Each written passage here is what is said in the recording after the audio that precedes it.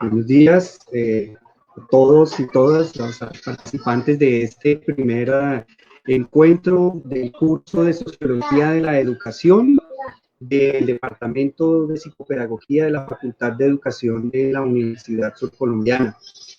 El día de hoy empezamos una serie de conferencias que hacen parte de la estrategia de pedagogías solidarias que hemos venido impulsando desde la licenciatura en Ciencias Sociales y desde el Departamento de Psicopedagogía. Nuestra propuesta es adecuarnos a las condiciones comunicativas y educativas que nos impone la pandemia, el confinamiento y el distanciamiento social que vivimos, y el cual ya vamos a completar 2 meses con perspectivas de continuar por un tiempo más. Y pues digamos, el grupo de profesores que actuamos en los cursos de Sociología de la Educación que se ofertan a las diferentes licenciaturas, decidimos hacer una propuesta de articulación de todos nuestros cursos a partir de una estrategia flexible basada en aprendizaje, basado en problemas, tratando de entender el problema que nos aqueja principalmente en este momento, que es la pandemia y las crisis que viene dejando a la vista, las crisis sociales y las crisis educativas. Por lo tanto, como profesores decidimos articular esta propuesta con una serie de conferencias. Esta, como ya lo dije, es la primera, la cual se va a concentrar en la crisis civilizatoria, esa crisis que nos afecta a todos y que muchas veces no parece estar al frente de nosotros, que se hace invisible y nos afecta de diferente manera. Cabe resaltar que los profesores que estamos vinculados a este proceso de la Cátedra de Sociología de la Educación somos la profesora Ofelia Ramírez, el profesor Aldemar Macías, la profesora Stephanie Castaño, el profesor Gustavo Rodríguez, el profesor David Bernal y quien les habla, Robinson Piñeros. Todos, como ya lo dije, nos hemos articulado para hacer esta propuesta. Con esta primera conferencia vamos a continuar en un ciclo de al menos 4 conferencias que van a tratar diferentes temas. Esta primera conferencia se titula Crisis civilizatoria, las debilidades del modelo de sociedad actual. Dentro del eje temático, del eje problemático que estamos proponiendo de crisis civilizatoria, en esta vamos a tratar las debilidades del modelo de sociedad actual. Los profesores Aldemar Macías, la profesora Ofelia Ramírez, serán quienes o el día de hoy nos cuenten, nos comenten desde su saber sociológico cómo ellos están entendiendo esta crisis civilizatoria dentro de esa debilidad del modelo de sociedad. Posteriormente, en 2 semanas, vamos a tener otra conferencia en la cual vamos a tratar la crisis, o mejor, las formas del modelo neoliberal y las crisis que devienen de la implementación de este modelo que coloca por delante de las relaciones sociales, las relaciones económicas basadas en el mercado. Posteriormente entraremos en un segundo ámbito o dimensión de este temático que será la crisis de la educación. Es decir, la educación dentro de esta crisis civilizatoria, ¿cómo la podemos entender? Desde el ámbito institucional, el ámbito escolar mismo de la vida cotidiana y desde otros ámbitos que están relacionados sí con el neoliberalismo y también con las prácticas de profesores, estudiantes, familias dentro de la crisis que nos presenta la pandemia.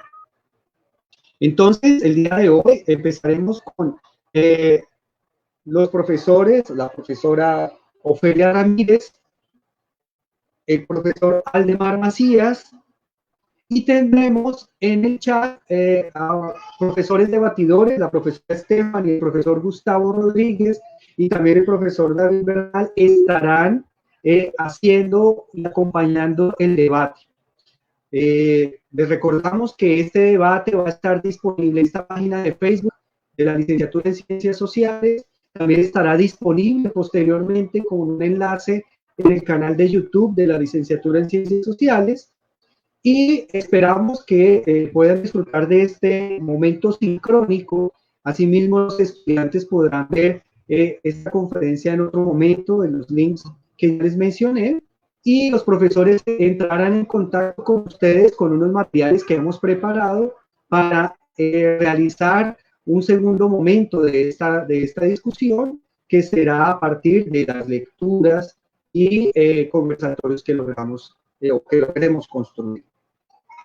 Entonces, la dinámica de presentación del día de hoy, tendremos en primer lugar el profesor Aldemar Macías, hablará 15 minutos presentando sus propuestas y entendimientos sobre esta crisis civilizatoria. Posteriormente tendremos a la profesora Ofelia, y luego pasaremos entonces a un debate basado en los comentarios que aparezcan en Facebook. A quienes nos están viendo, a quienes nos están escuchando, les proponemos que a medida que vayan avanzando los conversatorios de los dos profesores que están hoy, vayan colocando sus preguntas en los comentarios de Facebook. Estos luego yo los reuniré junto con mis compañeros que están ayudando en el debate, la profesora Stephanie y el profesor Gustavo, y los organizaremos para presentárselos a cada uno de los profesores que están como conferencistas el día de hoy. Entonces, en este momento los dejo con el profesor Aldemar Macías, quien empezará su disertación de 15 minutos.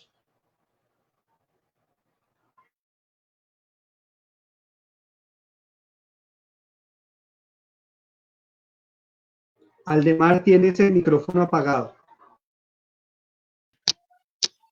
Bueno, qué pena. Muy buenos días a todos. Saludar al profe Robinson, a la colega Ofelia y a todas las personas que en este momento se están conectando para que conversemos un poco sobre la crisis por la cual está pasando esta humanidad. Algunos teóricos la han definido como una crisis de esta civilización. Y más ahora, por esta situación que estamos viviendo de confinamiento, de cuarentenas, ¿sí? Con todo este tema de la pandemia, se ha profundizado mucho más el debate de cómo este modelo de humanidad, este modelo de sociedad, está tocando fondo, entró en crisis. ¿Sí? Parece que necesitáramos de una pandemia para darnos cuenta del daño que hemos hecho a la naturaleza, en el modelo social, en el modelo cultural que hemos construido, y que eso nos implica repensarnos, resignificarnos de otra manera. O sea, no puede surgir ni puede continuar un modelo de sociedad, un proyecto de civilización que se agotó, que está tocando fondo. Pudiéramos rápidamente como contar en qué momento arrancó este proyecto de nueva civilización o este proyecto de modernidad, porque también aquí lo que está en juego es la crisis de este proyecto de modernidad. Por allá hace unos 5 siglos dejábamos atrás una época que la denominamos los historiadores la época medieval, una época donde tuvo mucho peso el tema religioso. La iglesia era la que definía como la orientación y el pensamiento de los seres humanos. Casi que el destino del hombre dependía de los dioses, ¿sí? La religión jugaba un papel muy importante de dominio, de pensamiento en los seres humanos. Lo que va a ocurrir es que se va a romper ese modelo teocéntrico y va a aparecer otro modelo de humanidad en el siglo XV, siglo XVI, que va a dar origen a lo que nosotros hemos escuchado, una propuesta de modernidad. Surge una nueva época, surgen unos nuevos acontecimientos que hacen de que el ser humano se sienta que está viviendo en otra época, y es lo que se ha denominado la modernidad. Un proyecto que arranca por allá en el siglo XV, siglo XVI, con el protagonismo muy importante de cambios, revoluciones de tipo cultural, de tipo científico, que se empezaron a dar. Y esta época lo que va a decir es que el mundo ya no va a depender de los dioses, sino que este mundo va a depender del mismo ser humano. El hombre, la sociedad, la humanidad se vuelve la gran protagonista de los cambios y las transformaciones de la humanidad. Empieza una era llamada antropocéntrica. Si antes era el teocentrismo, donde todo giraba alrededor de lo religioso, ahora todo va a girar alrededor del hombre. Es el hombre, es la humanidad, es la sociedad la que va a definir sus destinos. Ya el destino no va a depender de los dioses. Entonces, arrancan unos nuevos procesos y eso pues dio origen al Renacimiento, que fue una revolución cultural muy importante. Recordemos que aparecen personas pintando de otra manera, haciendo esculturas de otra manera. Es la época de Leonardo da Vinci, es la época de Miguel Ángel, que empiezan a pintar, que empiezan a hacer esculturas de cuerpos desnudos, cuando eso en la época medieval estaba completamente prohibido. Se veía como algo pecaminoso hacer esculturas y pinturas de cuerpos desnudos. Y entonces también aparece Galileo pensando cómo el hombre puede descifrar el comportamiento y las leyes de la naturaleza para ver cómo el hombre también modifica y transforma esos mismos comportamientos de la naturaleza. Es la época de Galileo cuando dice que la Tierra no es el centro del universo y que la Tierra no es plana, es redonda, pero como se decía en los libros sagrados que la Tierra era plana y que la Tierra era el centro del universo, Galileo es condenado a morir en la hoguera, en la llamada Santa Inquisición. Se pudo salvar porque también, además de astrónomo y físico, también era teólogo, pero muchas personas murieron en las hogueras, en la llamada Santa Inquisición, porque pensaban distinto, porque planteaban cosas diferentes a lo que la iglesia o la religión decía. Fue una cosa vergonzosa lo que ocurrió durante varios siglos con esa institución que inauguró la iglesia llamada la Santa Inquisición. Por eso los últimos papas han pedido perdón por ese daño y ese sufrimiento que hicieron en la humanidad durante estos procesos históricos. Y entonces vienen revoluciones importantes de tipo cultural, de tipo científico, de tipo político. Vienen épocas de revoluciones, viene la Revolución Francesa, donde empieza a tumbar el poder a los reyes, a los monarcas. Se cae un modelo económico que era un sistema feudalista, donde no existía el ser humano, donde no existía el ciudadano, sino que había siervos, peones, la esclavitud. Todo eso empieza a cambiar progresivamente en el siglo XVI, siglo XVII, siglo XVIII. Y la cosa pintaba bacana, ¿no? Pintaba muy chévere, o sea, era una época como que el hombre descubría sus capacidades y tenía la posibilidad de autorregularse y de poder ser un actor importante para transformar el mundo. Vienen después las revoluciones industriales por ese desarrollo de la ciencia. El siglo XX va a ser un siglo muy importante en reconocimiento de derechos humanos. Es el siglo de las mujeres. Bueno, en fin, es un proyecto bien importante donde aparece el ser humano como protagonista de estos procesos. Pero igualmente todos los avances que hemos tenido en el mundo de la ciencia, o sea, nadie puede desconocer que este proyecto de modernidad tuvo avances significativos en la ciencia, en las tecnologías, en el desarrollo del ser humano, en la Carta de Derechos Humanos. Pero ¿qué ocurrió? Ese protagonismo del hombre hizo que se desprendiera completamente de la naturaleza.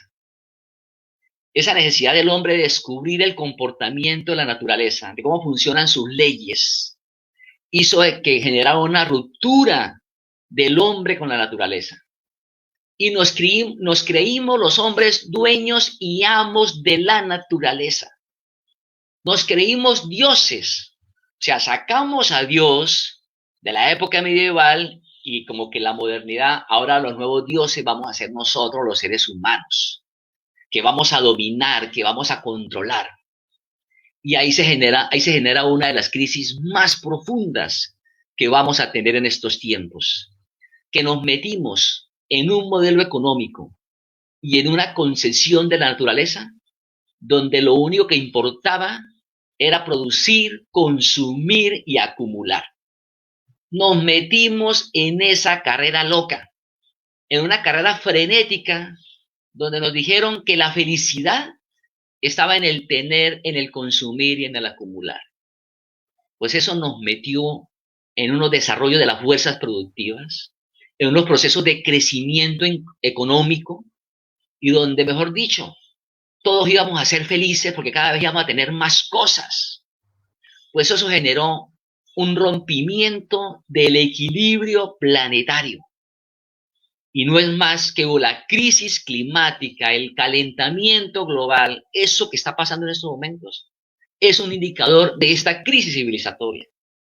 Nos creímos amos y dueños de la naturaleza y nos metimos en este proyecto que está poniendo en riesgo la vida. Ese es un elemento muy importante. En estos momentos es la vida la que está en riesgo. Todo nuestro proceso evolutivo que llevamos durante millones de años está en riesgo en estos momentos, porque rompimos completamente el equilibrio y ese vínculo sagrado que tenían los pueblos ancestrales con la naturaleza. Y con un modelo económico que inaugura una nueva religión, el Dios del dinero, el Dios del capital, el Dios de la ganancia, el Dios de la renta. Ese es el nuevo Dios, esa es la nueva religión que se está imponiendo y que ha arrasado completamente este equilibrio ambiental, este equilibrio planetario. O sea que esta crisis civilizatoria es una crisis de tipo ambiental, pero también una crisis de tipo económico con un modelo que inaugura una nueva religión, inaugura unos nuevos dioses y pone realmente a la naturaleza en estas condiciones de maltrato como la hemos visto. Es una crisis ambiental, es una crisis económica, además con un modelo económico que cada vez está concentrando más la riqueza. Es una vergüenza el último indicador que mostró Oxfam, que es una organización inglesa que analiza la distribución económica del planeta, y el 1% de la población del mundo concentró la producción del 85% de toda la humanidad. Cada vez más se está concentrando la riqueza y cada vez más hay empobrecimientos. O sea, este modelo económico también está seriamente cuestionado. El modelo político que nos montó la modernidad de un Estado que nos iba a proteger, que nos iba a brindar condiciones de vida, que nos iba a proteger frente a los derechos humanos, que nos iba a brindar buenos bienes públicos como la salud y la educación, también entró en crisis. Nuestros modelos de democracia están seriamente cuestionados por un modelo económico y un modelo político que está desmontando las condiciones básicas para la vida y la dignidad del ser humano. Y eso también sí sé que refleja ahora con la pandemia, o sea, puso al desnudo no solamente la pobreza, la marginalidad, que la ha venido agudizando más en estos tiempos, sino que también puso al desnudo todo el sistema de salud pública. No fuimos capaces de responder frente a esta crisis de salud, de esta crisis humanitaria, de esta crisis de la sanidad pública, porque el Estado fue desmontando la educación, se la fue entregando a los particulares, se la fue entregando al mercado, cuando eso es un error histórico. Los países que más han avanzado en cuidar y responder a esta crisis de las pandemias son aquellos estados que han convertido la educación en un bien público. No se la entregaron al mercado, o sea, la salud y la educación, el agua potable no se pueden volver mercancía. Esos son bienes básicos fundamentales para el ser humano y por lo tanto tienen que ser bienes públicos que generen igualdad, equidad e inclusión social. Por eso esta crisis civilizatoria nos está demostrando una crisis de tipo ambiental, una crisis de tipo económico y también una crisis de tipo político que requiere un cambio urgente en todas estas dimensiones para ver si es posible que nos refundemos otro modelo de humanidad, otra forma de sociedad distinta a estos modelos que se están agotando para hacer posible la vida. Y de esto igualmente tenemos que pensar en un nuevo proyecto educativo en un nuevo proyecto cultural, en un nuevo proyecto espiritual que nos conecte de otra manera para que realmente la vida sea el centro del currículo, la vida sea el horizonte central de las apuestas educativas, culturales y espirituales.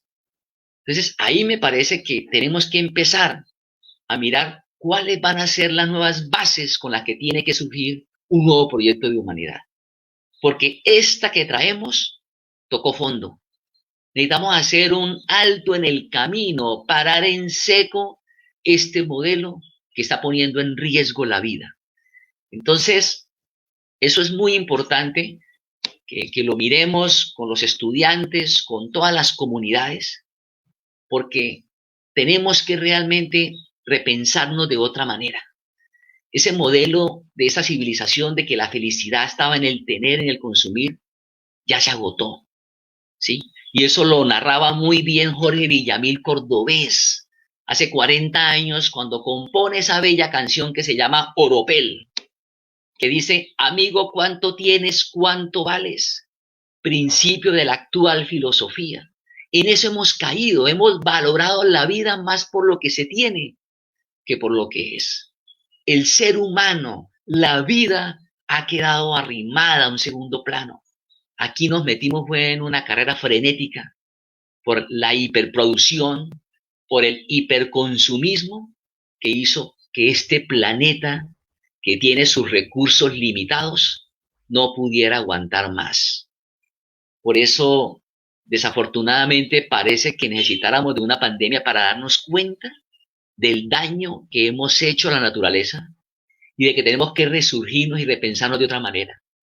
Yo tengo mucha esperanza, mucha fe de que esta coyuntura nos va a dar bases muy importantes para mirar la vida de otra manera y entender la felicidad de otra forma. Y eso se está viendo en los jóvenes, en muchos movimientos pedagógicos que están surgiendo, donde estos muchachos, estos nuevos movimientos pedagógicos están planteándose de que ellos van a cambiar este modelo de sociedad, pero no bajo esos parámetros consumistas, no bajo esos parámetros del Dios dinero, ¿sí?, de la renta infinita, sino que por el contrario necesitamos otros modelos de economía más solidarios, otras apuestas políticas que recuperen la dignidad del ser humano y otra relación con la naturaleza como un bien sagrado en el que somos parte de ella, nos dependemos de ella y nos debemos a ella. Bueno, yo dejaría ahí para que entonces sigamos conversando. Muchas gracias, Aldemar.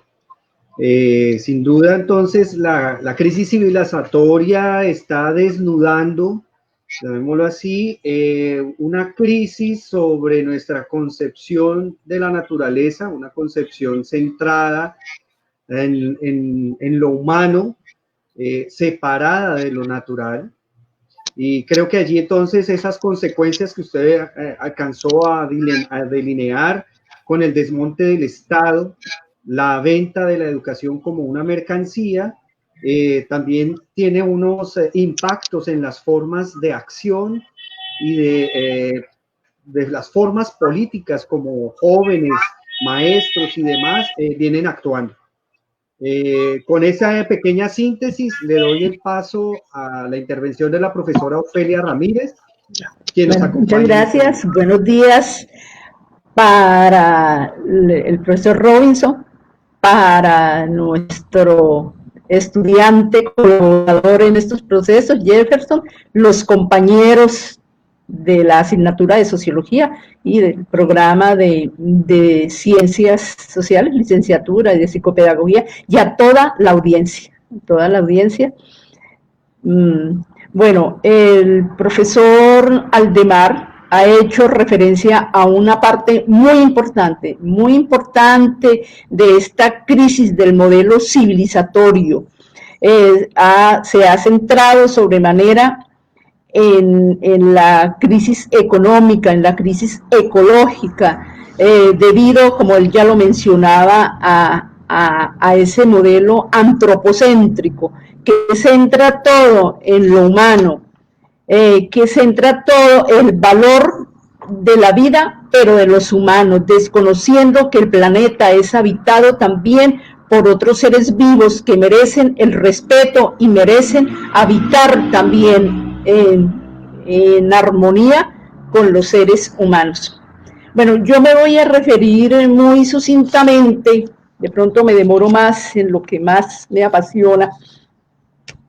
Me voy a otros elementos constitutivos de este modelo de sociedad, de este patrón civilizatorio. Este patrón civilizatorio, este modelo de sociedad tiene muchas dimensiones, muchas características que excluyen, que discriminan. Es un modelo clasista, es un modelo patriarcal, es un modelo homofóbico, es un modelo racista y es un modelo que excluye los conocimientos de las sociedades que no están ubicadas en el centro, que no son de Europa ni de América, de Estados Unidos. Entonces, estas y otros más las características de este modelo. Voy a mirar, a referirme un poco al modelo patriarcal. Pues al clasista es una característica que la sentimos, que la hemos vivido, que nos golpea a diario y por eso esto lo tenemos muy claro. Si la base, el eje de este modelo es la propiedad privada, pues eso genera unas clases sociales que en nuestro medio se han polarizado tanto que hay una brecha sobremanera en estos países. Muchísima gente no tiene el derecho de acceder a los bienes de la sociedad, a lo más básico, a la alimentación, a la salud, al agua potable, a la educación y a otros muchísimos bienes de esta sociedad. Es un modelo que es evidente su característica clasista, y pues que esto ha estado casi desde la aparición de las clases sociales, pero con la aparición del capitalismo, este clasismo se ha enfatizado mucho más. Bueno, la otra característica es el patriarcado. El patriarcado, la cultura patriarcal, dijéramos, nosotros hemos conocido como esta característica patriarcalismo. Cuando hablamos de machismo, pues todo el mundo sabe a qué nos referimos, pero cuando hablamos de la cultura patriarcal, de pronto no es tan evidente. ¿Y qué es la cultura patriarcal? Es un rasgo de toda la cultura, es un rasgo de la cultura nuestra.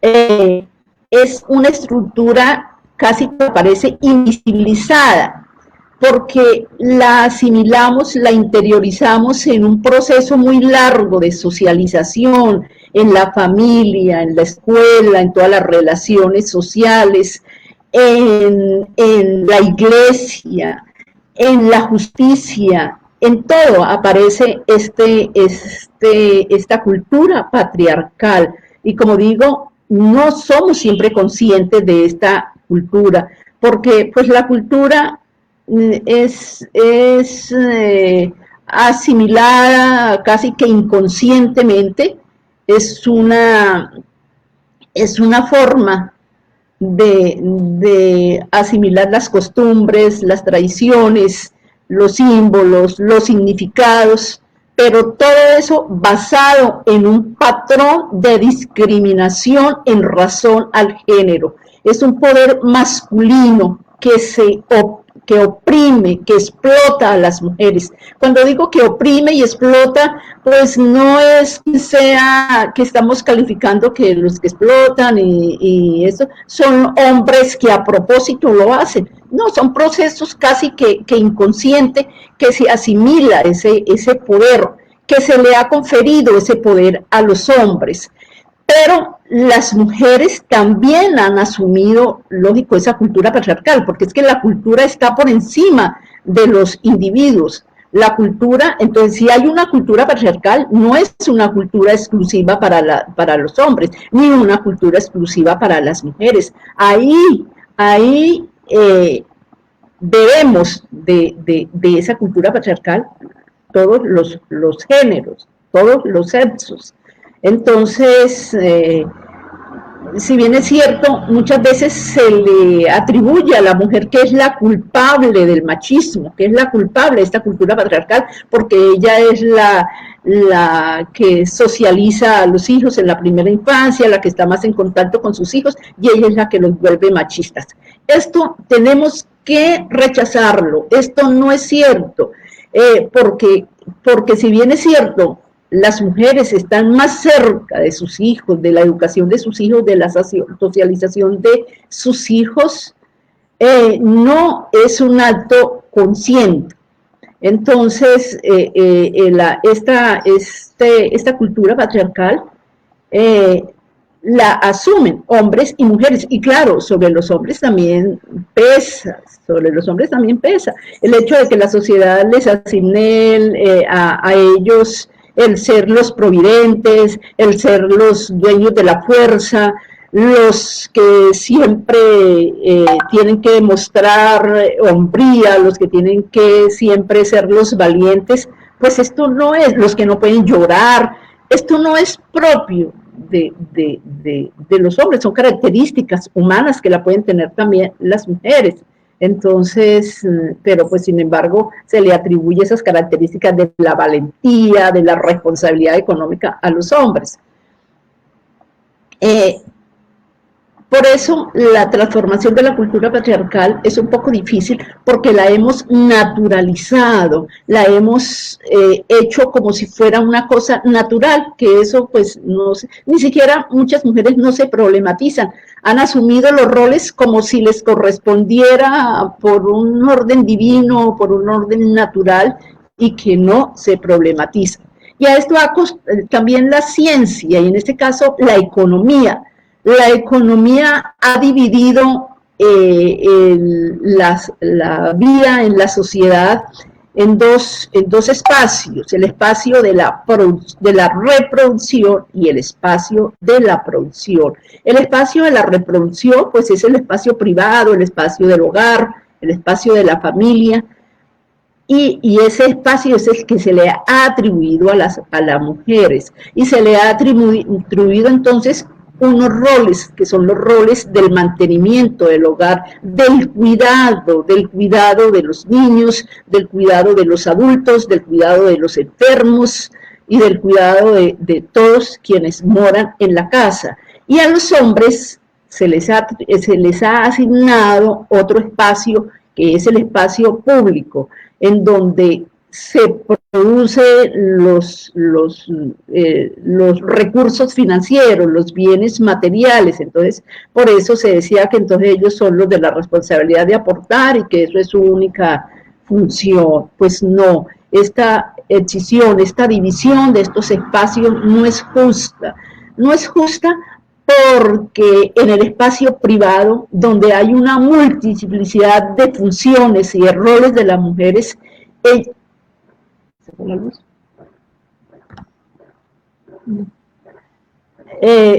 ellas no pueden asumirlo juntas, solas, eso se tiene que redefinir, y eso es lo que cuesta trabajo, redefinirlas, y en parte también porque las mujeres lo han asumido como roles de ellas.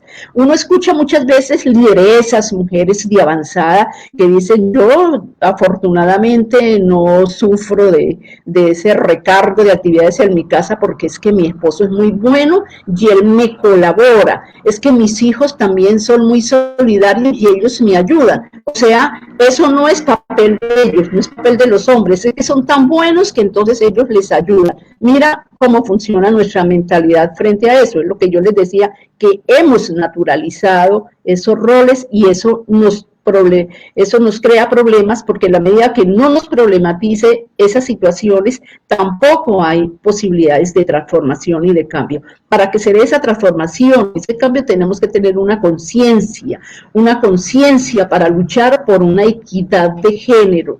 No vamos a luchar contra los hombres, no, vamos a luchar para que exista una sociedad más justa, en donde haya una equidad de género. Otro aspecto de esta cultura patriarcal, y que es grave, esa es la causa última de esa violencia que se está dando, esa violencia de género que se da en la familia y que desafortunadamente se reproduce después. Casi detrás de cada mujer violentada, de cada hombre maltratador, hay una historia, hay una biografía también de maltrato. Desafortunadamente, eso se tiene que cortar, ese círculo. Y muchas veces le atribuimos las causas de la violencia a cosas que tenemos más inmediato, pero que no necesariamente es que mi marido me maltrata cuando viene borracho, mi marido me maltrata cuando yo no cumplo con las responsabilidades de la casa. No es el alcohol, ni es porque no cumple las responsabilidades de la casa, es porque él siente un dominio sobre la vida de las mujeres. Él siente un dominio de la vida de las mujeres y por eso les impone todos unos códigos de poder y se siente dueño de la vida de las mujeres. Miren cómo hemos llegado en esta situación de la cuarentena, cómo se han incrementado esos índices de violencia. Y es por eso, porque están confinados ahí los dos, y él se cree con la supremacía de ese poder. Entonces, y los feminicidios que aquí en el Huila y en el país y en todas partes, en México, son altos la frecuencia de estos feminicidios, es por ese poder absoluto. La vida o es para mí o no es para nadie, y entonces te mato, te desaparezco. Entonces, por eso tenemos que transformar esa cultura patriarcal. No es fácil, pero es un reto, y desde la educación, desde la escuela, porque la escuela también es patriarcal, la educación es patriarcal, pero también hay unos agentes de esa educación que son muy conscientes, hay maestros y maestras que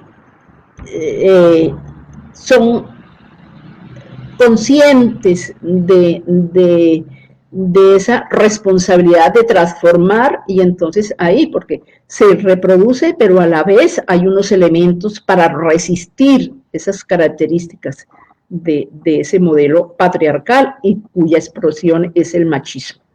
Entonces, y lo sentimos hasta en los lugares donde menos se podría, por ejemplo, es que todos, por ejemplo, en la justicia, en los juzgados, en la misma universidad se sienten esos rasgos de la cultura patriarcal. Voy a referirme ahora a cómo este modelo es racista. Este modelo es eminentemente racista, por la supremacía de los grupos, la supremacía del blanco. Entonces, todo lo que no se aleje de este modelo de blancos, entonces es subvalorado, es excluido. ¿Y quiénes son los que crean este racismo? ¿Quiénes son los que lo han generado? Lo generaron los conquistadores, lo generaron los europeos y quienes conquistaron el mundo. Ellos fueron los que dijeron quiénes eran blancos, quiénes eran indios, quiénes eran negros, quiénes eran de otro color, y por consiguiente les atribuyeron unas propiedades que no son, que han puesto a circular en nuestros imaginarios. Por ejemplo, el imaginario que tenemos de los indígenas, con toda su riqueza cultural, con todo su valor, sin embargo, circulan imaginarios de subvaloración, de exclusión, de desprecio, que el indígena es bruto, que el indígena es obstáculo para el desarrollo, que los indígenas no trabajan, que los indígenas simplemente porque tienen otra cultura que se diferencia de ese modelo de acumulación del capitalismo, porque no están en esa lógica mercantil, entonces ellos consideran que hay que integrarlos a la sociedad mayor para que se vuelvan productivos. Lo mismo diríamos con los negros, que es todo toda esa riqueza cultural de los afrodescendientes. Sin embargo, pues también los imaginarios, ellos sirven es para el trabajo, ellos son los que tienen que estar esclavos, ellos no pueden, inclusive algunas veces se decía que tenían el cerebro más pequeño y que por eso ellos no podían llegar a ser iguales a los blancos. Y estos modelos racistas que ya deberían estar en desuso, pero todavía persisten en nuestras sociedades. Está la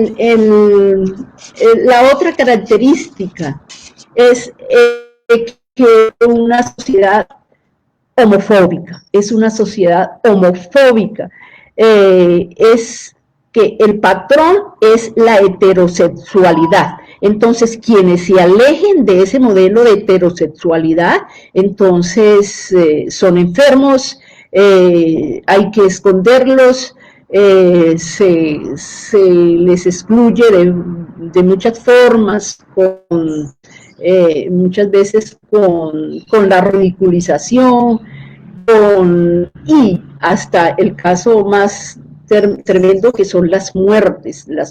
Hay muchos casos de muertes por ser homosexuales. No se admite que haya esa diversidad y no se admite porque se ha asimilado que la heterosexualidad es natural, que ha sido creada por Dios y que está en ese mundo natural y que nosotros no podemos ir en contra de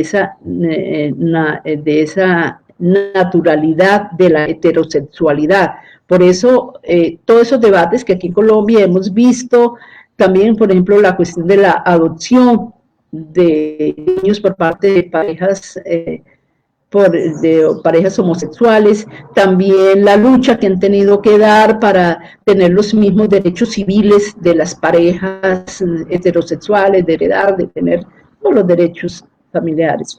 Entonces, esta es una cosa que todavía persiste, todavía hay niños que se han suicidado por el bullying que le hacen en los colegios, todavía muchos docentes siguen pensando que es una enfermedad o que es un problema y que hay que mandarlos al psicólogo para que los orienten, los enderecen.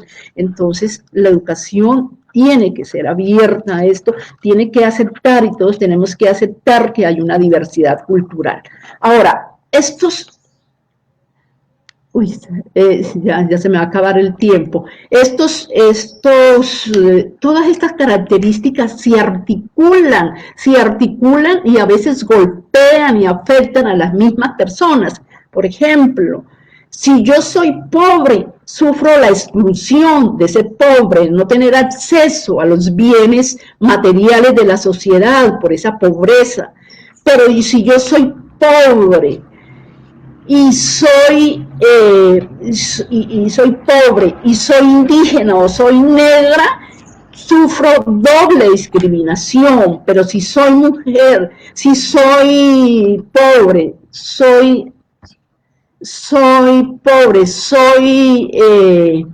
negra o indígena y soy mujer, una tercera discriminación por el hecho de ser mujer, de esa exclusión que sufre, esa opresión que sufren las mujeres. Pero si soy pobre, soy indígena o negra, soy mujer y soy lesbiana, pues es una cuarta exclusión que pesa sobre mi cuerpo. Pero si soy clasista, si soy negra, si soy mujer, si soy lesbiana y además soy vieja, pues son 5 exclusiones que pesan, porque este modelo neoliberal, este modelo de sociedad ya los viejos no cuentan sino los nuevos, los jóvenes. Mira ahorita, a los viejos los han excluido porque allá los viejitos, pobrecitos, ellos pues no, están bien allá confinados y se les priva de todos los derechos. En Francia, a los que les daba el virus no los atendían porque había que primar la atención a los jóvenes. O sea, es una sociedad que excluye a todo el mundo.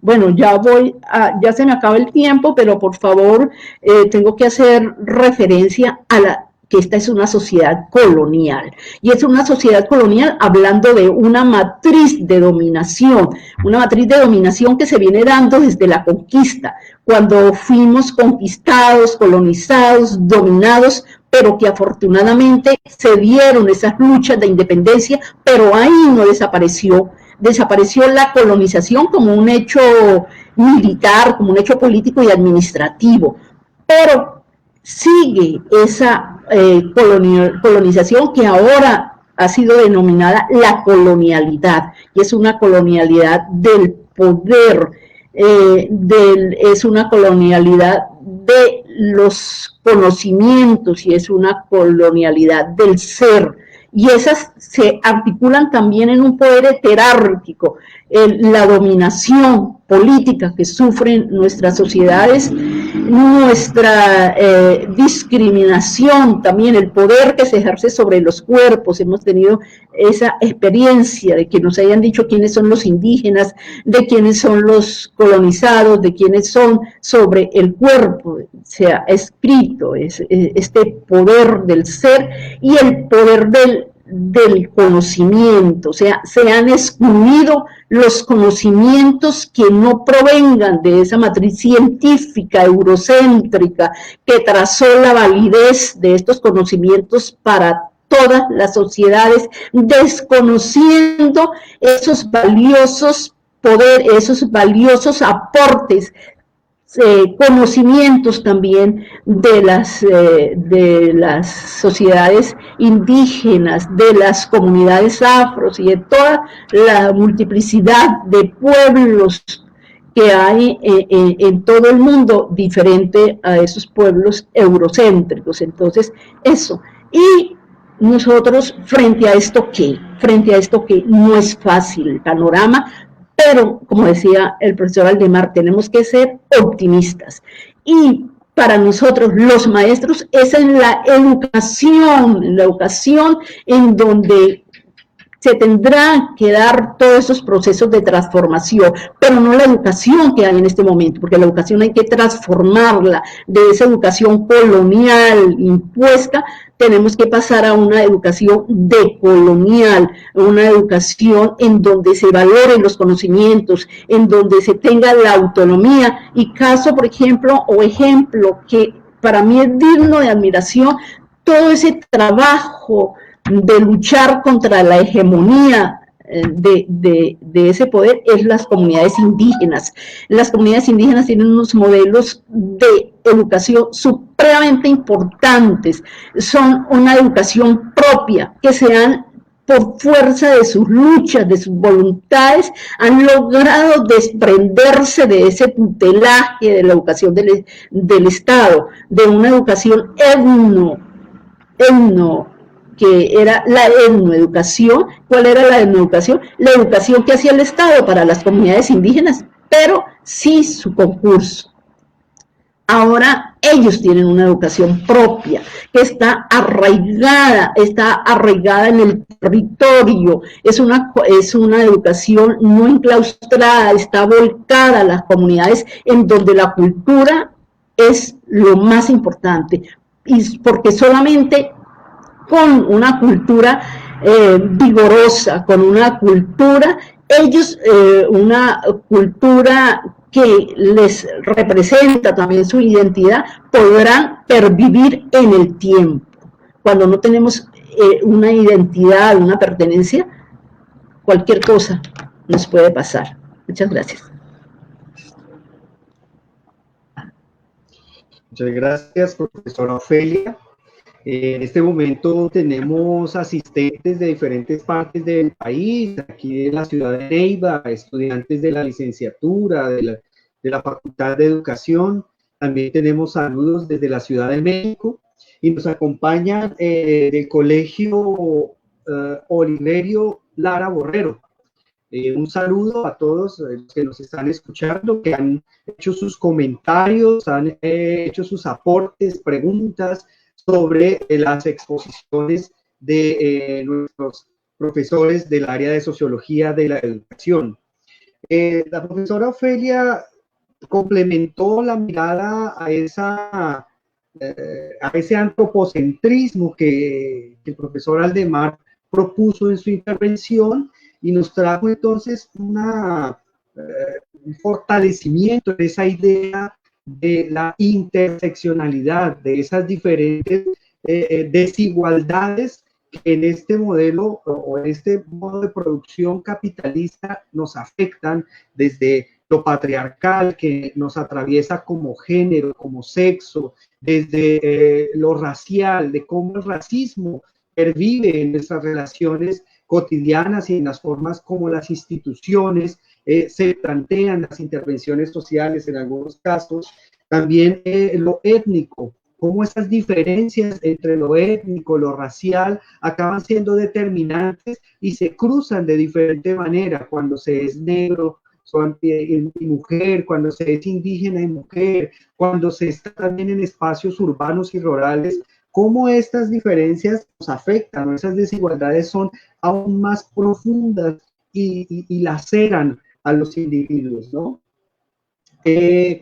Digamos que con esta segunda intervención ampliamos esa mirada de la crisis. Es una crisis sistémica, ese sociometabolismo en el cual estamos insertados de manera crítica, de manera muchas veces menos consciente y otras más consciente. Por ello, tenemos también comentarios de nuestros asistentes a este conversatorio, donde podríamos señalar algunos muy importantes. Digamos, tendríamos a, déjenme ver acá, a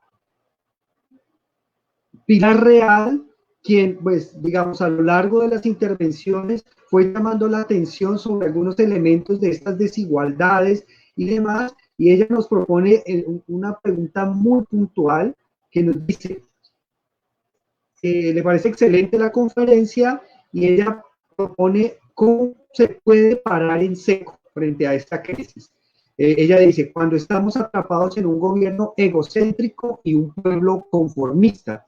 No sé si el profesor Aldemar y la profesora Ofelia quisieran de pronto hacer una intervención sobre esta pregunta y yo les iré presentando los demás comentarios que tenemos de la audiencia.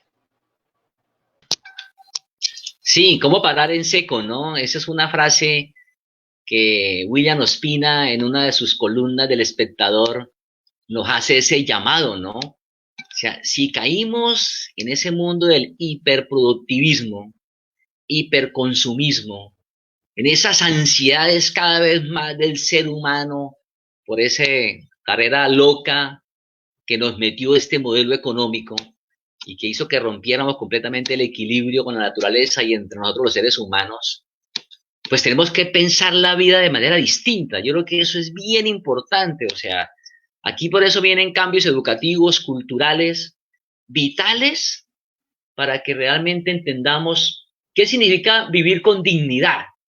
Pero vivir con dignidad no es en esas trampas de que tengo que tener cada vez más cosas. No. Yo creo que esa carrera loca por las cosas materiales, como dice Pepe Mujica, las cosas materiales nos robaron el alma y nos hicieron perder la perspectiva de humanidad, de cómo podemos construir otras relaciones más afectivas, más amorosas, donde no medie pues esos intereses del capital y de la mercancía que nos desequilibraron completamente. Yo creo que sí podemos pensar en un nuevo modelo de economía, en un nuevo modelo cultural, donde la vida del ser humano, la dignidad del ser humano sea el centro de esta discusión. ¿Y cómo podemos pensar en un modelo que haga otro tipo de distribución en la economía, por ejemplo? Se está hablando de la renta básica universal. Ese es un derecho que el mundo tiene que lograrle para que cada ser humano tenga un ingreso básico, fundamental para que la vida pueda seguir existiendo. y no como estamos viviendo en estos hacinamientos, en estos confinamientos, donde la gente está esperando que le llegue el mercado porque no están teniendo que comer. Y es un modelo económico que lo único que hizo fue generar un mayor desequilibrio en la distribución de esa riqueza que el hombre ha logrado. Entonces yo creo que hay apuestas de una renta básica o de un salario universal, como lo dicen muchos economistas alternativos. Incluso Nobel de la economía lo han planteado.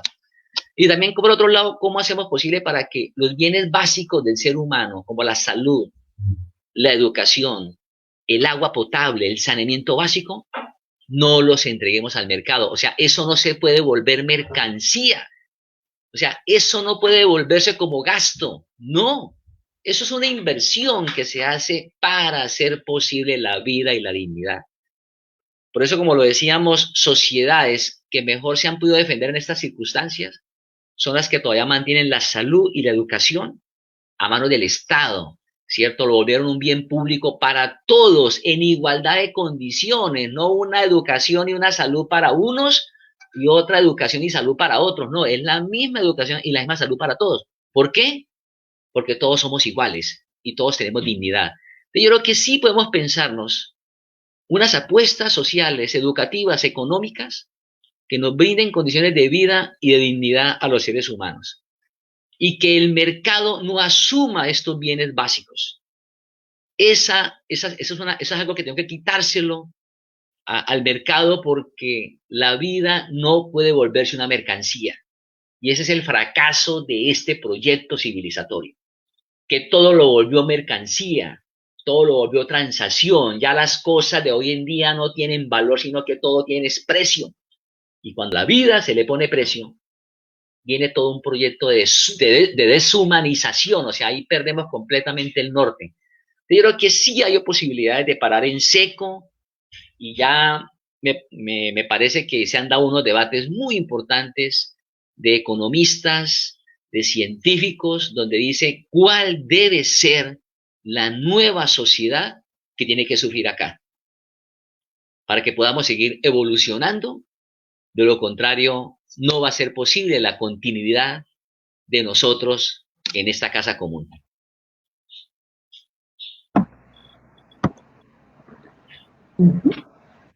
Bueno, sí, no, desde ya también coincido, no hay una fórmula mágica para pasar a otro modelo, pero sí hay todas las posibilidades. Pero lo que sí no podemos confiarnos es en estos cambios que vienen del mismo sistema que ha generado todas estas irregularidades, todos estos problemas.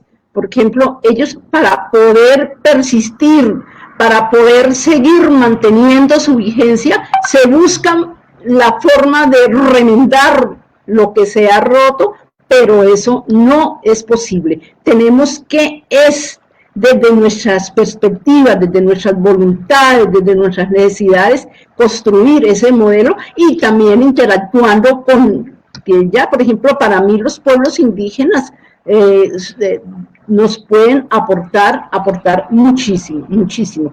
Y en la cultura patriarcal, una cosita que no es que sea tan pequeña, que es relevante, y es el lenguaje. Y le pido al profesor Aldemar, también no podemos escapar a veces de eso que estamos criticando. El profesor Aldemar no nos nombró a las mujeres, en su intervención, pero eso, pues, como para llamar la atención sobremanera de los maestros y las maestras, usar un lenguaje incluyente, porque es con el pretexto de que el lenguaje es neutro, pero ¿cuál neutro? Si es un lenguaje masculino, es un lenguaje patriarcal. Dice, es que el hombre a través de la historia, es que los niños, y a las mujeres no nos nombra. Muchos les parece ridículo eso, pero lo que no se nombra no existe. Profe Felia, en la primera intervención dije que el siglo XX ha sido el siglo de las mujeres. La revolución cultural más importante que se dio en el siglo XX fue ese gran movimiento de mujeres, de movimientos feministas que rompieron y cuestionaron ese modelo patriarcal que tú muy bien has explicado, ¿no?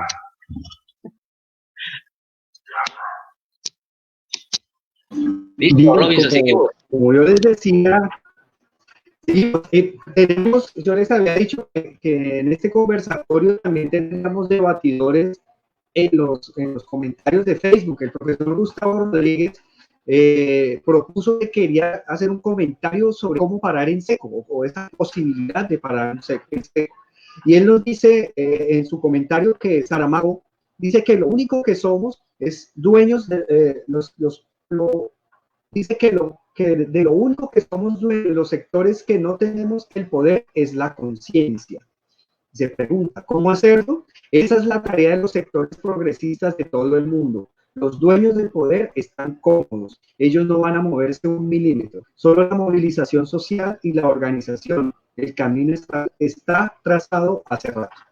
Muchas gracias, profesor Gustavo. Esta es la forma que elegimos de interactuar con quienes nos están acompañando en estos conversatorios. Ya tenemos más de una hora de presentación y vamos a continuar tratando algunos temas que han surgido en los comentarios. Vemos en algunos comentarios, como el de David Cáceres, donde se habla de la vida cotidiana como es impactada por esta crisis civilizatoria. Él nos está diciendo en su comentario, dice, esta crisis civilizatoria atraviesa todos los espacios de interacción y construcción social individual. Y él se pregunta, ¿cómo pensar y sentir otras prácticas que inciten a una transformación sobre cómo hemos venido concibiendo las relaciones y formas de vida? Por ejemplo, en Europa y Asia se han ido restableciendo las actividades sociales y comerciales, el fútbol se reactivará y preciso este tema porque en estos espacios comerciales y de industrialización del ser humano es que encontramos y ahí nos dejó en pausa. Entonces, vemos, digámoslo, como para aportar en este sentido, como la vida cotidiana, esto no es una crisis apenas de grandes estructuras, está llegando en esos niveles, como lo nombraba la profesora Ofelia, del patriarcalismo. Eso no es una cosa que está fuera de nosotros, está en el espacio de la reproducción, de la vida cotidiana, en las relaciones hombres, mujeres y otras identidades sexuales que tenemos. Entonces, hay otra serie de comentarios, profesores, si quisieran comentar esto, cómo nos toca en la vida cotidiana esta crisis civilizatoria, les dejo el micrófono abierto.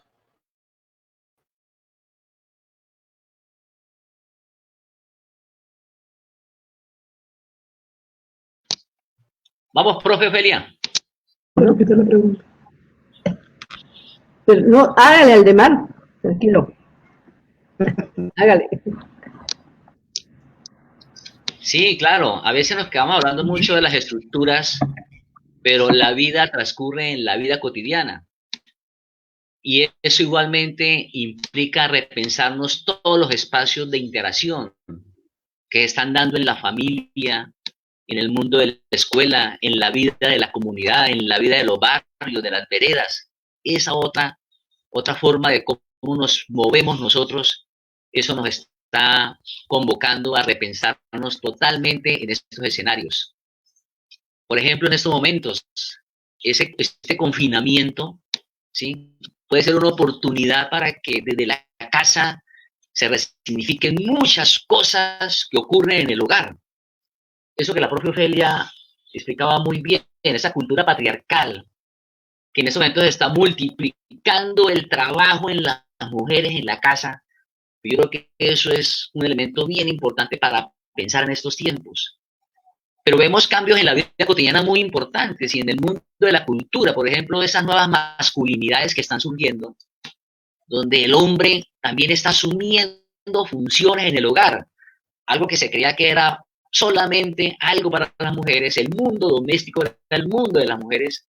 No, ya vemos hombres que también estamos ingresando a ese mundo que se crea que eso no podíamos llegar allá. Decían, hace 40 años se decía que los hombres en la cocina olíamos a mierda de gallina, o sea, la cocina era un espacio negado completamente para el hombre. Pero hoy estamos viendo cambios en la vida cotidiana y en estructuras tan elementales, por ejemplo, como la familia, donde el hombre está jugando un papel muy importante, está ayudando a preparar el alimento, barre, trapea la casa. Muchas veces la mujer trabaja y el hombre es el que está desempleado, y entonces ese hombre se para bien temprano a alistar la lonchera de los niños, llevarlos al jardín, tiene el almuerzo listo a mediodía y cuando su esposa llega por la noche tiene la casa impecable. O sea, esas cosas están pasando y esas son otras revoluciones silenciosas que están ocurriendo en la vida cotidiana, en esos espacios del mundo privado, que son maravillosas. Y eso aquí nos está haciendo una invitación de que ojalá este confinamiento esté produciendo esos cambios que son bien importantes. Desafortunadamente a veces no ocurre, ¿no? No ocurre porque tenemos cifras que siguen siendo preocupantes, que este confinamiento lo que está haciendo es aumentar la violencia contra la mujer. Eso sí es bien preocupante y yo creo que esas son las revoluciones pequeñas que toca hacer en estos escenarios vitales donde está en juego realmente la vida y la dignidad del ser humano.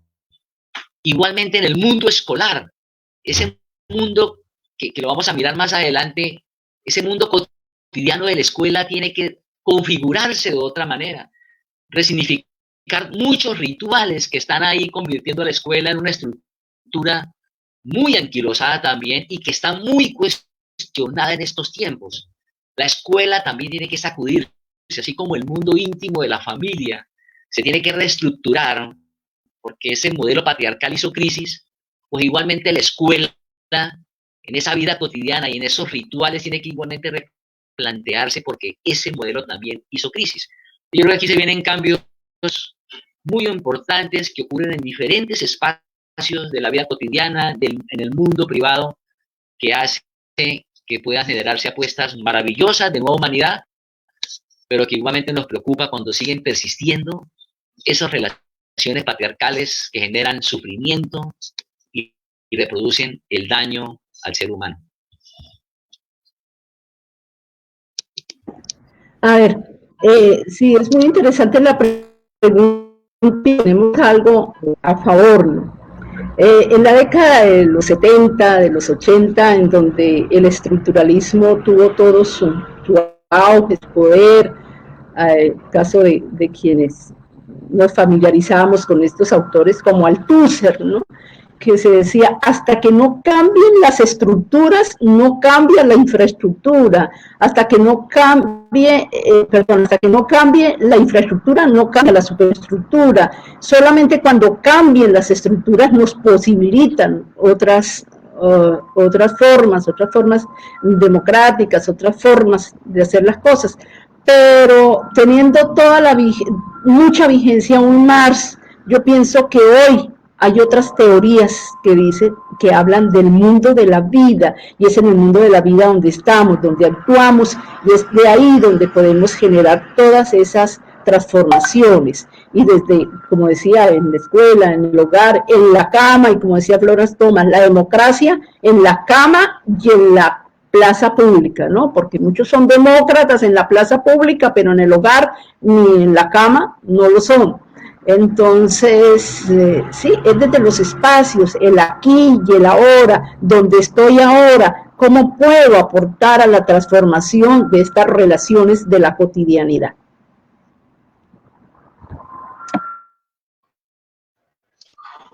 Muchas gracias, profesora.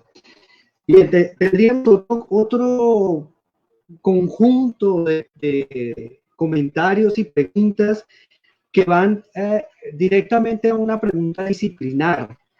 Rafa Mendoza nos preguntaba de cómo la sociología ha hecho ese análisis sobre esta serie de críticas que se han colocado respecto a la producción científica o la producción sociológica masculina, también cómo ha integrado o cómo produce o integra estas teorías latinoamericanas como las de Enrique Duce, también las de Medeiros de Castro en Brasil, ¿cierto? Sobre el perspectivismo amerindio.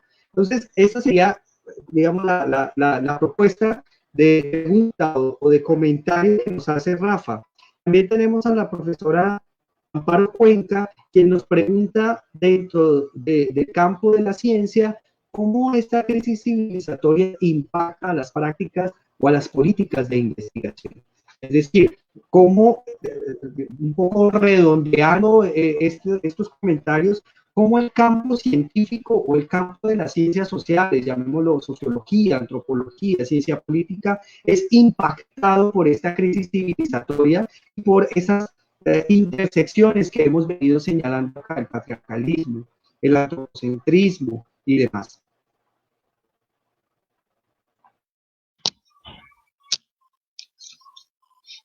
Sí, a mí me parece muy importante y en eso el modelo educativo, la universidad, nuestras escuelas, todavía sigue persistiendo con mucha fuerza esos modelos teóricos clásicos eurocéntricos y no le hemos dado cabida a esos nuevos pensamientos, a esas nuevas propuestas que vienen emergiendo desde el sur, desde otras culturas, desde otros tipos de escuelas de pensamiento que son muy importantes con que la universidad y la escuela tiene que dialogar. O sea, no se trata de negar los clásicos, ellos hicieron unos aportes importantes, incluso hubo en el siglo XVIII, siglo XIX, siglo XX, pensadores que desconfiaron de este proyecto de modernidad. Fueron los maestros de la sospecha, ¿no? Recordemos a Carlos Marx, a Federico Nietzsche, a Sigmund Freud, que sospechaban de este modelo de modernidad, que estaba volviendo todo en la vida mercancía, que el hombre estaba perdiendo su noción de su proyecto vital, de que estos tiempos estaban produciendo también otros nuevos problemas psíquicos y otras patologías. Esto realmente ya lo anunciaban muchos pensadores clásicos. La escuela de Frankfurt fue fulminante frente a esa razón instrumental en el que el hombre había caído y que produjo esas dos guerras mundiales que estuvo a punto de acabar igualmente con la humanidad. ¿Sí? Pero igualmente desde el sur han aparecido otras teorías muy importantes que nos plantean otros conocimientos, otras sabidurías, otra manera de entender la vida, ¿sí? La filosofía de la liberación nos está planteando de que aquí también tuvimos pensadores en América Latina, en el África, en el Asia, que pensaron también otras maneras de entender la vida, ¿sí? De las comunidades ancestrales nos plantean propuestas de vida completamente distintas a salirnos de ese mundo mercantil, racionalista y consumista que rompió el equilibrio. Ese paradigma, por ejemplo, del buen vivir, es otra concesión para salir de esta crisis civilizatoria. Y esto es una vaina que viene aquí de los pueblos andinos que nos dicen, no podemos caer, tenemos que resolver las cosas materiales, básicas, pero eso tiene que ir muy en armonía también con la dimensión del espíritu, con esa dimensión espiritual del vínculo que tenemos que tener nosotros los seres humanos con nuestra madre tierra, con nuestra Pachamama, porque nuestra vida la debemos a ella y somos parte de ella, somos unidad y no como nos lo vendió este modelo eurocéntrico que fracturó la relación entre el hombre y la naturaleza. O sea que desde Paulo Freire nos habló de la educación popular, de las pedagogías críticas. O sea, tenemos que sospechar de estos modelos y la escuela y la universidad no puede seguir reproduciendo a rajatabla muchos contenidos eurocéntricos y casi que negando todo este nuevo pensamiento, estos nuevos paradigmas que surgen también de otras latitudes y que nos están dando mensajes importantes para ver cómo nos pensamos la vida y una nueva civilidad completamente distinta frente a esto que hizo crisis.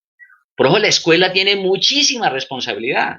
La escuela ha sido un dispositivo, como decía la profesora Ofelia, un dispositivo que también se convirtió en un espacio de control, de dominación y para que reprodujéramos todo este modelo de sociedad, de desigualdad social que hemos construido. Por eso la escuela en estos tiempos está también muy cuestionada y tiene que surgir otra nueva escuela. ¿Sí? Aquí tiene que surgir también un nuevo modelo educativo donde coloque la vida en el centro del currículo y no una cantidad de contenidos que no están conectando para nada con la vida de los niños y la vida de los estudiantes. ¿Sí? Todavía un modelo muy asignaturista, reproductora de contenidos, pero desligado de la vida, de los contextos, de las familias, de los territorios. Y ahí por eso yo veo que, y sigo diciendo que tengo mucha esperanza, porque son muchos los debates que se están dando y están planteándose bases fundamentales para que resurja unas nuevas apuestas educativas, culturales y espirituales. Y cuando digo aquí de la dimensión espiritual, es algo mucho más allá que lo religioso, y es toda la capacidad que tenemos los seres humanos de cultivar todos esos sentimientos nobles, como es la capacidad del amor, de la compasión, de la solidaridad, de la dignidad, Claro. por la indignación que tenemos que tener por el sufrimiento del otro. Entonces, estos son tiempos de solidaridad, son tiempos de compasión, son tiempos para que entendamos la vida y la dignidad de otra manera distinta a como nos lo planteó esta modernidad, que igualmente tuvo clásicos muy importantes que sospecharon de estos tiempos y nuevos paradigmas, nuevas teorías que están surgiendo.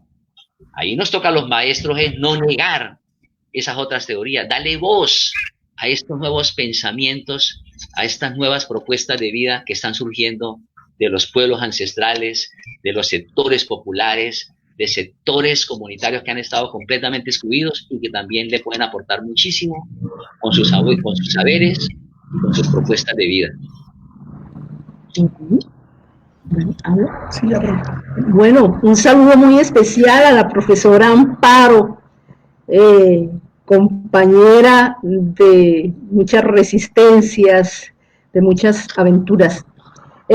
Profesora Amparo, yo pienso que tú has vivido lo que es la negación de la investigación como un acto creativo. En las universidades que son un santuario al pensamiento eurocéntrico, hegemónico, y por consiguiente en la investigación le rinden culto al método positivista, y sobre todo en las ciencias sociales. Esto es un horror. Entonces yo pienso que con esas políticas de investigación a nivel de las universidades lo que hace es frenar ese acto creativo, asfixian, porque la investigación no puede someterse a unos códigos rígidos. Como digo, la investigación es un acto creativo y por eso tenemos que luchar al interior de la universidad y también de ese papado que tiene la investigación, que es Colciencias, ¿no? Que es una institución casi que de tipo dogmática. Mira, fuimos testigos en estos días de ese juicio que le armaron a la ministra de Ciencia y Tecnología, Mabel Torres, porque se atrevió a hablar de otro tema que de pronto no encajaba dentro de ese modelo de investigación científica, y afortunadamente pues ahí se mantuvo, pero esto es una muestra de ese pensamiento eurocéntrico que se da en la investigación y esa credibilidad en la ciencia como la única verdad, que también se ha convertido en una fortaleza de los grupos económicos, porque mira que uno continuamente escucha en la televisión decir, de acuerdo a las últimas investigaciones científicas, tal producto es el mejor para vender, y entonces enseguida encuentra uno ama de casa de todo buscando el producto que de acuerdo a las últimas investigaciones científicas, o sea, es el pretexto para vender. Entonces, esa es una lucha desde los docentes y de toda la gente interesada en la investigación para ver si tenemos unas políticas que favorezcan de verdad a la investigación y la investigación como un acto creativo.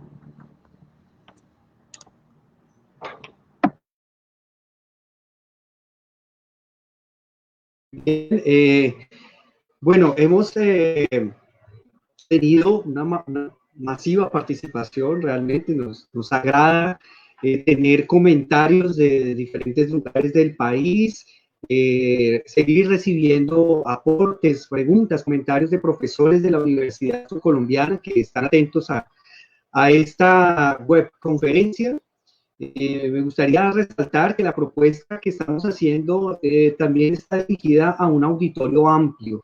El confinamiento también nos llevó a pensar que más allá del salón de clases tenemos una cantidad de interacciones que podemos potenciar y hemos utilizado este medio, el Facebook Live, para poder interactuar con diferentes sectores, profesores. Tenemos también en el auditorio a personas que vienen de colegios de la región, compañeros de Bogotá, como el compañero Joaquín Vargas.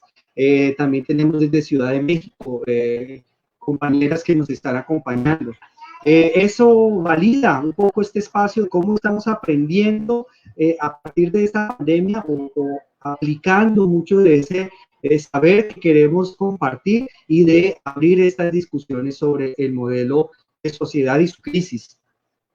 Tenemos otros comentarios que apuntan hacia las posibilidades de ese cambio en el modelo.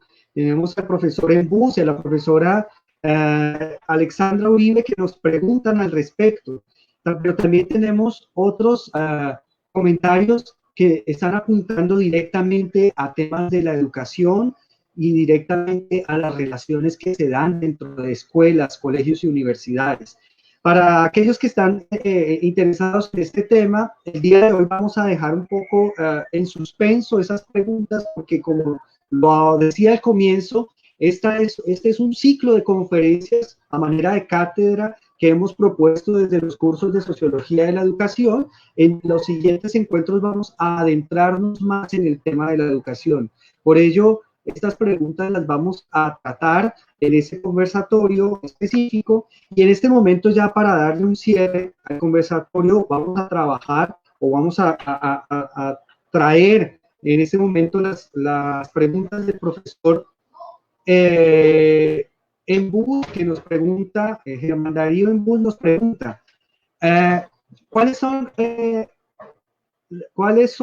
las propuestas para darle direccionalidad al cambio de paradigmas hacia la construcción de otras o de esas ciudadanías otras? También tenemos a la profesora Alexandra Uribe, que nos dice, que agradece por este espacio y pregunta, frente a esta crisis civilizatoria, ¿cómo entender en lo personal la política y la cultura? Esto lo plantea porque nosotros en lo personal encarnamos los sistemas de dominación que están enunciando los expositores. En ese sentido, el cambio es en lo estructural y lo personal. La pandemia en algunos casos ha generado anormalidad, pero en otros profundiza el individualismo y las... Es un comentario extenso, el programa no nos deja ver mucho más, ¿cierto? Y entonces tendríamos esos dos comentarios, además de lo que nos dice la profesora Stephanie, también un poco direccionando hacia la respuesta a estos dos comentarios. La profesora Stephanie, que también hace parte del área de sociología de la educación, comentaba, el principal reto en la reformación del modelo de sociedad está en repensar nuestras formas de sentir, emocionar y planear nuestras vidas, un poco saliendo de esa frialdad de lo racional que ha reproducido la ciencia occidental, esa ciencia moderna, eurocéntrica, en algunas de sus vertientes, que también fue señalada por el profesor Gustavo Rodríguez, con algunos teóricos en otros comentarios. La profesora Stephanie continúa, en lo cotidiano, diariamente reproducimos el modelo, de la importancia de la reflexión crítica de lo cotidiano. Entonces, me gustaría que empezáramos a buscar un cierre de este primer encuentro. Como lo dije, en 15 días tendremos otra conferencia en la cual daremos más despliegue a los temas educativos específicamente. Y dejo para los profesores Aldemar y la profesora Ofelia este momento de cierre. Y agradezco a todos los que han estado pendientes de este conversatorio. Sí, yo diría que uno de los cambios de paradigma, desde luego, más importantes en estos tiempos es ese paradigma.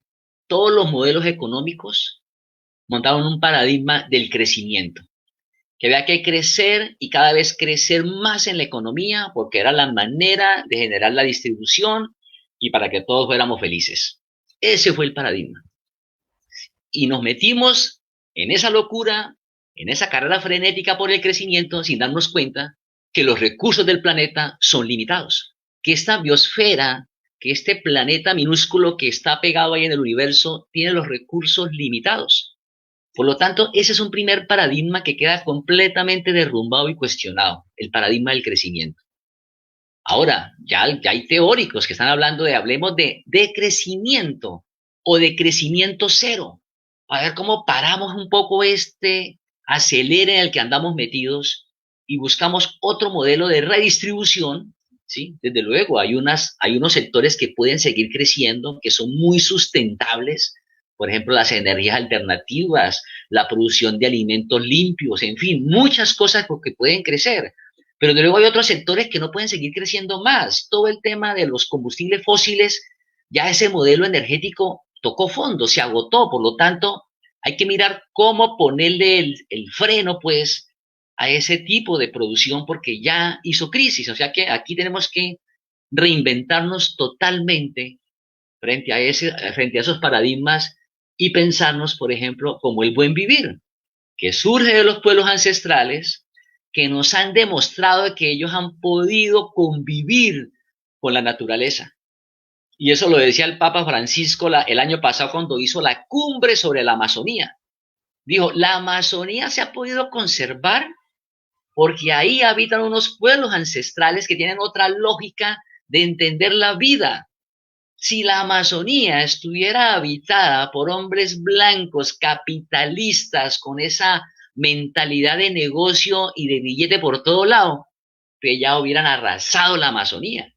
Entonces, mire cómo tenemos que recuperar esas nuevas concepciones de vida, de entendernos de manera distinta. Eso es lo que se nos viene en estos tiempos. Tenemos que resignificarnos totalmente en todo y que no sigamos habitados con esas estructuras eurocéntricas, consumistas, materiales que nos están robando el alma.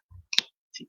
Y que realmente es un esfuerzo cotidiano que tenemos que hacer, porque también, como decía la profesora Ofelia, nos echamos tremendos discursos en el ágora, en la plaza pública, y nos decimos demócratas, pero seguimos reproduciendo muchas veces en los espacios cotidianos relaciones autoritarias, patriarcales, que rompen completamente con esa dignidad del ser humano. O sea que tenemos que desmontarnos, deshabitarnos de muchas de esas estructuras que todavía muchas veces nos habitan, y ahí está el gran desafío de la cultura y de la educación.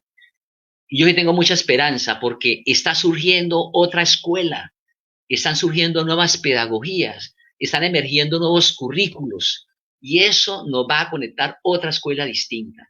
Y una escuela que se va a conectar más con la vida, con el territorio, con su contexto, que va a romper ese modelo asignaturista, porque hoy la pedagogía crítica, el pensamiento complejo, la epistemología del sur, nos dice tenemos que dialogar con otros saberes y tenemos que romper ese elemento disciplinar y tan fraccionado y tan segregado en el que terminamos nosotros metidos en la universidad y en nuestras escuelas.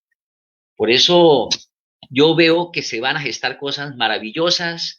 El año pasado los jóvenes de este planeta se tomaron las ciudades del mundo.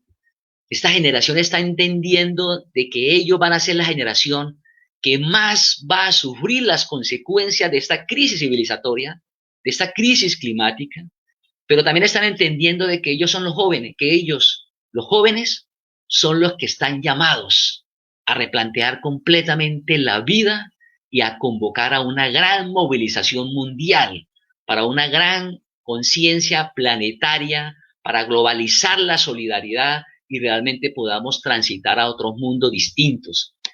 Eso está ocurriendo. Lástima que esta pandemia nos desmovilizó, porque este año los jóvenes se iban a seguir tomando las plazas públicas, las calles, a través del arte, a través de la música. O sea, están surgiendo nuevas estéticas y eso es maravilloso. Yo creo que se ven venir. Las mujeres también se tomaron las ciudades el año pasado para combatir todo el tema del patriarcado, para todas las violencias y el feminicidio que se está presentando. O sea, nuevos sujetos, nuevas ciudadanías alrededor de las mujeres, alrededor de los jóvenes, alrededor de los pueblos indígenas, alrededor de los afros, están apareciendo y que son sujetos muy importantes que nos están enviando unos mensajes para transformar y para hacer de que esta normalidad que venía mal no puede seguir. Aquí tenemos que pensarnos realmente otras posibilidades de existencia. Bueno, sí, pues yo pienso que el tema es muy complejo, no podemos responder todas las preguntas, pero los invitamos a seguir participando, a que sigamos teniendo estos encuentros, estos contactos. Y para mí, yo pienso que la ética y la educación, para frenar ese consumismo tan tremendo que está acabando con el planeta, necesitamos de un principio ético para que seamos conscientes del mal que estamos haciendo y con esos principios éticos podamos también frenar. Y la educación. No hay otra forma, pero pues también una educación renovada, transformadora, y pues yo creería que la educación y la ética son los pilares de la construcción de esa otra utopía societal, de otro modelo, porque pues ya no podemos seguir como hace algunos años esperando a reproducir un modelo socialista, un modelo comunista. Bueno, comunismo no ha habido en ninguna parte de estos modelos socialistas, pero ya desafortunadamente no pudieron llegar a un éxito en su objetivo. Yo no digo que fracasaron, sino porque pues en medio de todo este contexto que se oponía a sus pretensiones, que también lo cercaron, pues ya tenemos que pensar en un modelo propio que se acerque a nuestras necesidades, a nuestras expectativas, y ahí podemos vincular, involucrar a todos estos actores jóvenes. Y porque es que en ellos, sobre todo en los jóvenes, que hay una crisis como de utopías, a pesar de que Aldemar también habla de la apertura, pero pues uno ve que comparando los estudiantes universitarios con la época que uno le tocó, que uno soñaba con otra sociedad, que la iba a encontrar seguro a la vuelta de la esquina, pero que le ponía mucho entusiasmo, ya hay más indiferencia con estos jóvenes, de pronto por todo lo que les ha tocado vivir, y porque hizo escuela también esa famosa idea del fin de la historia, a partir del libro de Francis Fukuyama, el fin de la historia y del último hombre, en donde dice que ya no hay más alternativas, que es la democracia liberal y la economía de mercado, que ya no habrá otras alternativas diferentes a la del mercado. Eso caló, entonces la idea ahora es de derrocar eso. La sociedad no es estática, la sociedad se mueve, es dinámica, y no podríamos congelarla para no pensar entonces que hay otras posibilidades. Yo también soy muy optimista de que podemos, pero pues ahí necesitamos de la unión, de la solidaridad y sobre todo de esa conciencia política de todos. Gracias. Sí, Robinson, yo creo que volver a ese llamado al optimismo, a la esperanza, ¿sí? Desde luego, no la tenemos fácil, ¿sí? O se impone un modelo de Estado autoritario, de sociedad completamente controlada, que eso es un escenario que está ahí presente. El capitalismo se quiere reacomodar de otra manera para seguir en su misma filosofía. Por lo tanto, este es un modelo de sociedad que está en disputa. Por eso es que la escuela también está en disputa, ¿sí? ¿Cuál es el modelo pedagógico, educativo que vamos a plantear desde las escuelas, desde nuestras universidades, ¿sí? Para que no caiga en ese modelo de reproducción de competencias y de estándares muy ligados a responder a esa sociedad del mercado?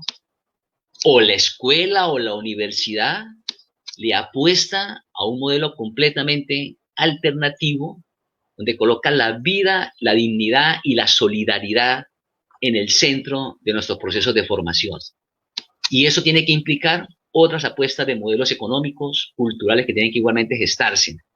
Entonces, no está fácil. Aquí se están reorganizando, están diseñando cuál debe ser la nueva sociedad que tiene que seguirse manteniendo, Por lo tanto, van a salir con mucho más fuerza dispositivos de control, de dominación de un Estado que nos va a auditar en todo, con estas tecnologías de cuarta generación, de la inteligencia artificial, de los datos, donde nos hacen seguimiento de cómo vivimos, qué comemos, cuáles son nuestros deseos, cuáles son nuestros gustos. Nos están siguiendo en todo, ¿sí? Entonces, ahí también hay un altísimo riesgo de una sociedad del control, de la vigilancia. Nos van a hacer seguimiento a nuestros deseos, a nuestros cuerpos, y van a ver unas apuestas de un Estado mucho más policivo. Por eso el desafío es muy grande, pero no es para llenarnos de incertidumbre, de desencanto, de apatía, de que ya la historia realmente terminó y aquí ya no hay nada que hacer, ¿sí? Como decía la profesora Ofelia, no. La utopía tiene que seguirnos animando para seguir caminando, para una sociedad mucho más humana, justa y solidaria en la que tenemos que avanzar. Y hay alternativas, hay propuestas de muchos movimientos a nivel mundial que la vienen haciendo, que la vienen planteando, que se vienen movilizando. El gran asunto es cómo hacemos para que esa red global todos nos podamos juntar y todos podamos unir esas luchas. Porque la salida es una salida global que tenemos que dar desde lo local, desde nuestros territorios, pero siempre la apuesta a nivel mundial. Muy bien. Muchas gracias a nuestros panelistas el día de hoy. Realmente estamos muy contentos por el recibimiento de este espacio. Tenemos muchos comentarios. Invito a quienes asistieron a que los lean. Me gustaría resaltar entonces que vamos a continuar con este encuentro. De aquí a 2 semanas estaremos tratando la relación entre esta crisis de civilización y la educación de forma más profunda. Para ese día dejaremos algunas de las preguntas que ya están planteadas en el chat de Facebook, como la del profesor Joaquín Vargas, donde nos pregunta en cómo asumir el lugar de la escuela y de la enseñanza de las ciencias sociales en los escenarios propios de las luchas contemporáneas en medio de la crisis del neoliberalismo. Tenemos otros comentarios que apuntan hacia el mismo tema, y será muy rico poder participar o poder tener a ustedes participando de ese conversatorio, donde vamos a estar también este grupo de profesores debatiendo de manera amplia y, como ya lo dije, como una cátedra abierta, donde llegan estudiantes, profesores universitarios, profesores de colegios de diferentes partes del país, de nuestra región surcolombiana y de América Latina. Les recuerdo entonces que la grabación de esta conferencia, de este conversatorio, está disponible en esta página, en la página de la Licenciatura en Ciencias Sociales, y también quedará dentro del canal de YouTube de la Licenciatura en Ciencias Sociales. En los comentarios podrán ver los enlaces para ese canal, y también les recordamos que nuestra programación es amplia dentro del programa de pedagogías solidarias que estamos promoviendo para, digámoslo, conjurar esta pandemia sin dejar de pensar, sin dejar de dialogar y de pensar una teoría crítica.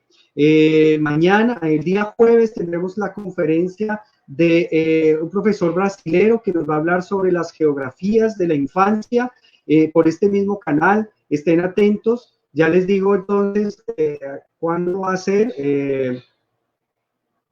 A ver, les digo aquí, la licenciatura tiene, entonces en los comentarios podrán ver el día jueves a las 4 de la tarde. Entonces los esperamos por acá para ver el tema de las geografías de la infancia. Un tema muy importante que ya nos empieza también a llevar por cómo pensar lo espacial y lo afectivo en la escuela. El profesor es un especialista en este tema, viene del área de la geografía, y estará en ese conversatorio el profesor Matusalán Pantevis, quien también es profesor de la Universidad Surcolombiana del Departamento de Psicopedagogía. Además, estamos en la página de la licenciatura divulgando otras actividades como el programa de radio Historia de las Pandemias y otras intervenciones que vamos a seguir teniendo en las próximas semanas. como un acto también de pedagogía, de cuidado de la vida y de pensamiento crítico. A todos ustedes, muchas gracias. Profesor Felia, gracias por este espacio. Robinson, dígame. Robinson, otro anuncio parroquial. El próximo viernes, también por este mismo espacio, a las 4 de la tarde, vamos a hablar de pedagogías alternativas y de currículos alternativos para el buen vivir. Y va a estar el secretario de Educación de Neiva, vamos a estar con un grupo también de maestros para que conversemos sobre esa otra escuela que se está empezando a mover y que va a caminar y que va a ser importante para estos nuevos tiempos. Muy bien. Profesora Ofelia, muchas gracias. Ya lo dejamos, es hora del almuerzo. Muchas gracias. Tarde para todos. Un abrazo a todos, muy amables, muchas gracias. Bueno, muchas gracias a todos, sí. Hasta luego.